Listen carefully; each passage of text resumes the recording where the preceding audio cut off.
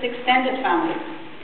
Without this guardianship, half of its family are not legally connected to it.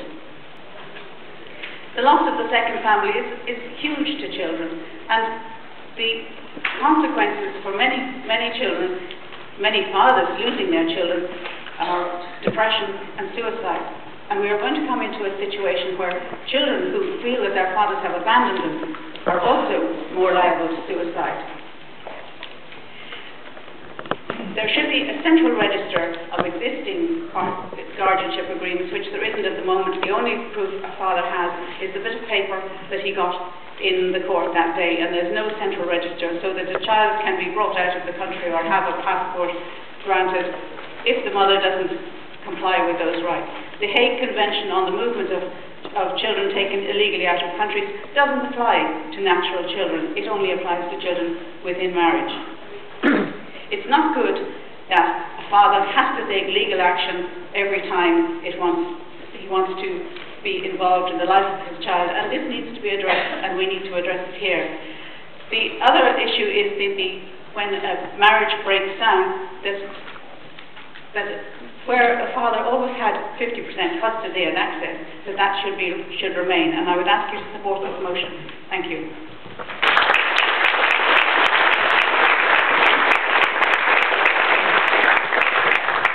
Thank you, Elizabeth. And now we have the proposer for motion 11, Seán Buachalla, who is general election candidate for Meath East.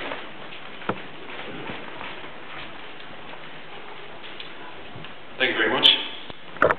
First of all, I'd actually like to commend the Equality Group for bringing this up also. I think this is an issue that really is very much still under the radar, and I don't believe it's something that we can highlight too much, so I thank you for that. Ladies and gentlemen, this is an issue I became specifically aware of during the election campaign when I ran in Meath East. I encountered some of the candidates who happened to be single father issue candidates who felt that that was one of the only ways that they could actually highlight this issue socially. They reached such a point of frustration that they just felt that standing in a national election, and no doubt at considerable expense to themselves, they felt it was one of the few ways that their issue could be highlighted. And it was in that way that it entered my consciousness, and it is through this forum that I would like to enter it in anyone else's consciousness.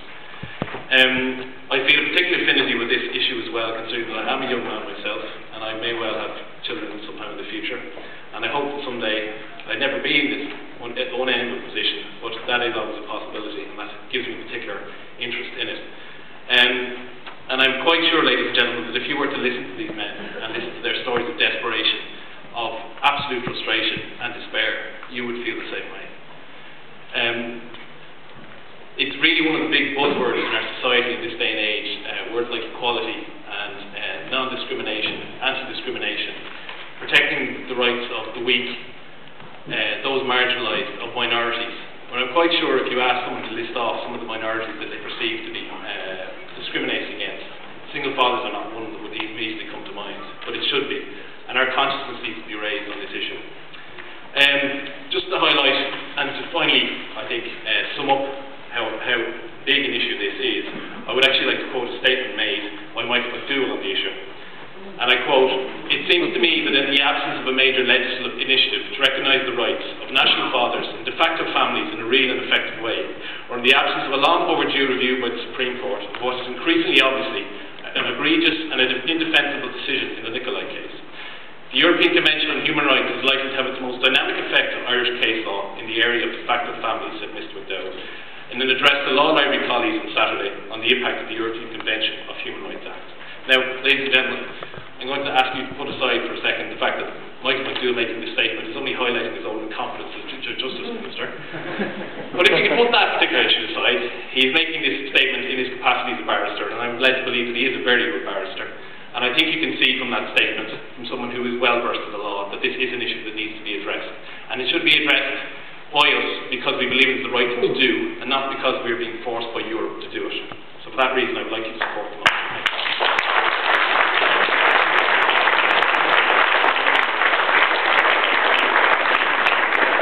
Thank you, Seán. Now, our next speaker is Brennan O'Gill.